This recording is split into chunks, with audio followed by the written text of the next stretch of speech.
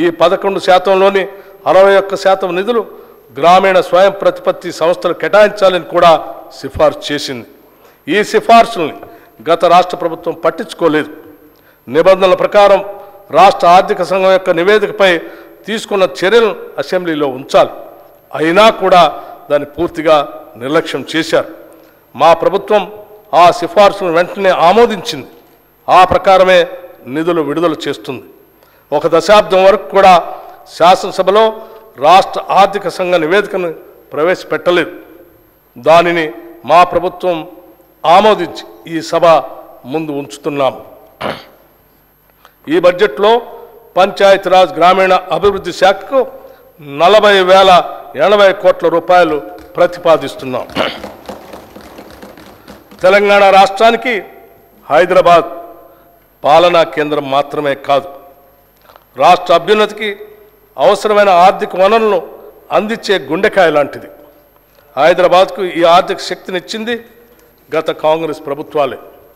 రక్షణ రంగ సంస్థలు, ఫార్మా పరిశ్రమలు, ఐటీ పరిశ్రమలు వంటి మౌలిక పరిశ్రమల స్థాపన మొదలుకొని మెట్రో రైలు వరకు, శంషాబాద్ విమానాశ్రయం మొదలుకొని ఓఆర్ఆర్ వరకు, తాగునీటి అవసరాల కోసం మంజీరా, కృష్ణా మరియు గోదావరి జలాల సరఫరా, నగరానికి 24 గంటల విద్యుత్ సరఫరా చేసే వ్యవస్థతో పాటు హైదరాబాదులో అంతర్జాతీయ స్థాయి మౌలిక సదుపాయాల కల్పన కూడా జరిగింది కాంగ్రెస్ ప్రభుత్వాల హయాంలోనే.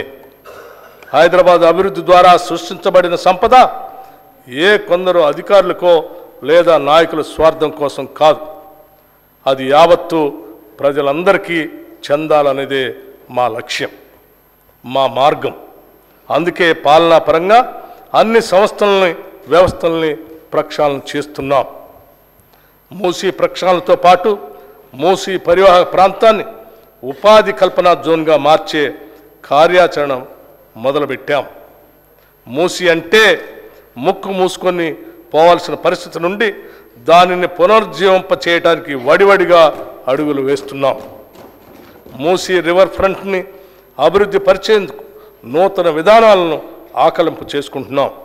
గౌరవ ముఖ్యమంత్రి శ్రీ రేవంత్ రెడ్డి గారు మరియు అధికారులు ఇటీవల లండన్ పర్యటన సందర్భంగా థేమ్స్ నదీ నిర్వహణ తీరుని పరిశీలించారు. ఏ మాత్రం కాలుష్యం లేకుండా థేమ్స్ నది లండన్ నగరం మధ్య నుంచి ప్రవహిస్తున్న తరహాలోనే మూసీ రివర్ ఫ్రంట్ని అభివృద్ధి పరచాలని ఆకాంక్షిస్తున్నాం. ఈ మేరకు ఇటీవల హైదరాబాద్ వచ్చిన British high commissioner Alex Ellis మరియు నీతి ఆయోగ్ వైస్ చైర్మన్ శ్రీ సుమన్ బెర్రీలతో కూడా ప్రభుత్వం చర్చలు జరిపింది.